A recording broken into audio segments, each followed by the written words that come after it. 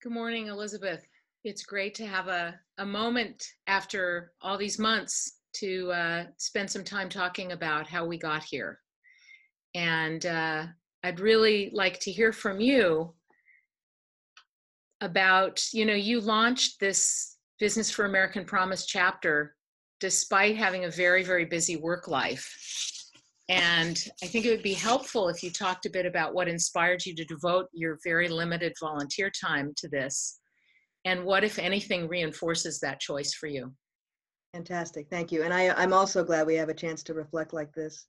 Um, I think I've always been concerned about the impact of business on society, the promise of markets and opportunity and growth and societal well-being. I have an undergrad degree in economics.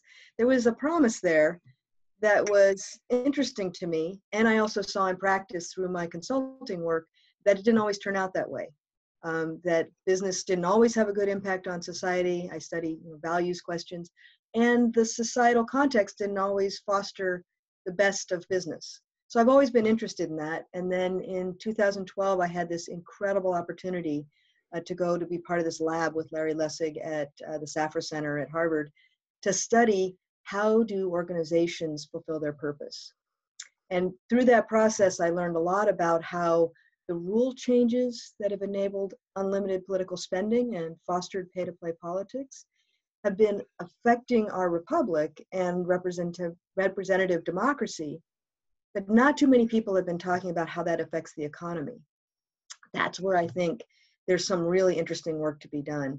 And I was talking to my father about this one time, and he and I share core principles and values, but not a political party. And we found we both deeply agreed on this, that there was something here to get the best out of business for society and for business that needed action. And he challenged me. He said, this isn't okay. This is something where we need to step forward. And as one of my mentors says, I believe we share responsibility for the health of the system within which we work. So that led us to make this a priority. And we reached out to Jeff Clements at American Promise, and I've been really gratified to work on the 28th Amendment because I think it gets to the root cause in so many ways, which we can talk about. And then reinforcing that, we crafted a statement of principle based on 3 principles: government responsive to the people it represents, business focused on competing in the marketplace, and a system based on the open exchange of ideas and balance of power. I have not found a single business person who doesn't agree with those 3 fundamental principles and the need to support them. It's part of our responsibility as citizens and leaders. Some people have the freedom to say so and act on it. Some can't in their current setting, but I haven't found anyone who doesn't, and that keeps me convinced I need to keep working on this. So let's talk a bit about the scope of your role as chapter leader. Great. So the Bay Area Business for American Promise Group has really been a prototype, right? We've been learning by experimenting, seeing what worked, seeing what was needed, seeing what was possible.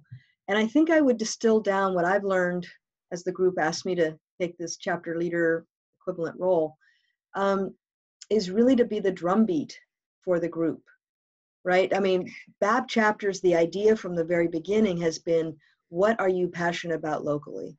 What do you personally, are you concerned about as business professionals and citizens? What affects your region and your state? And where do you want to focus your action? So I feel like what I've done, maybe in partnership with a great core group, is listen really carefully to what people have energy for, what they really want to work on. And then as they brainstorm actions, I just remind them.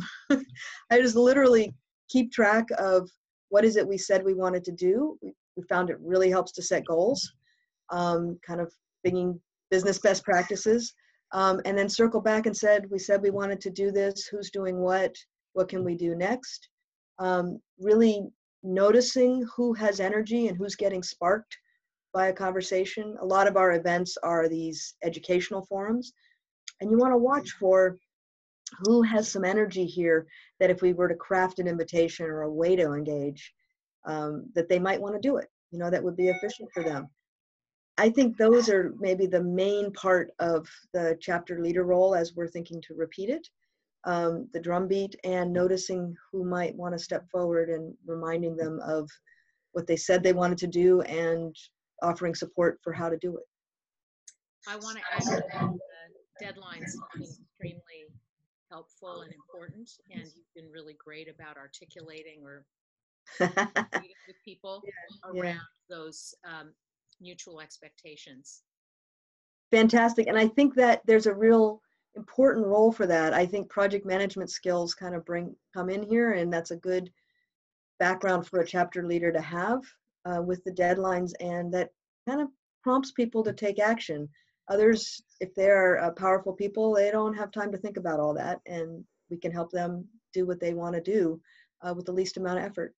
So what's your top guidance for a business person considering starting or joining the leadership team in a new BAP chapter? What would you tell someone specifically considering becoming a chapter leader? Great. Yeah. And we are starting, we're inviting people to start chapter leadership chapters in a number of locations across the country now. So I think it's very relevant.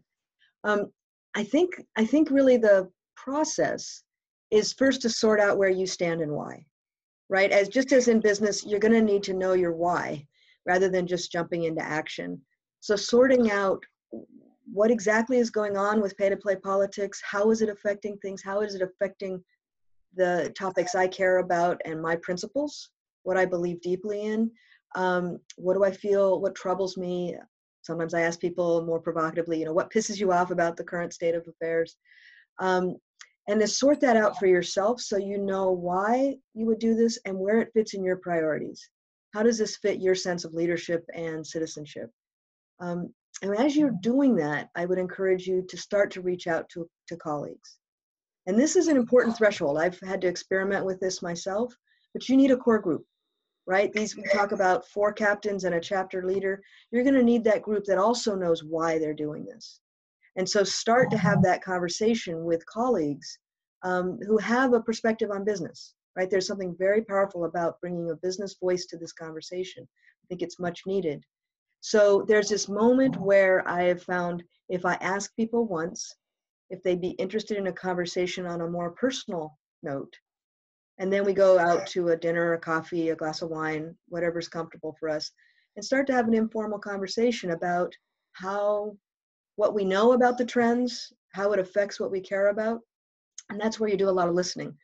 Most of the things people care about, somewhere in there, pay-to-play politics and unlimited political spending are part of the problem. And you want to listen and connect those dots back.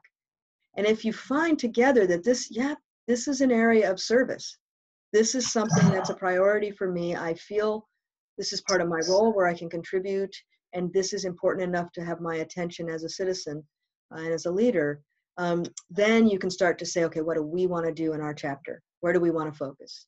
The Bay Area, we have had 2 main threads around events where we provide educational forums and ways to get involved, and people doing outreach around the statement of principle, which I mentioned earlier. Other groups may have more of a focus on op-eds and media. We have some, but we haven't done quite as much. And we're starting to focus on membership, which is another area, having people just join and say, yes, I'm behind this. So we get some numbers that we can actually bring into meetings with legislators. So you're going to want to choose those. And I'm really excited to say that American Promise has a lot of support for this, and they've just launched Business for American Promise, and there are a lot of tools available to make that efficient for you so that when you decide, you can take action with that limited investment of time. Thanks. For folks across the country who are really excited to join this effort. I'm finding that as well. Yes, I'm really looking forward to this next era.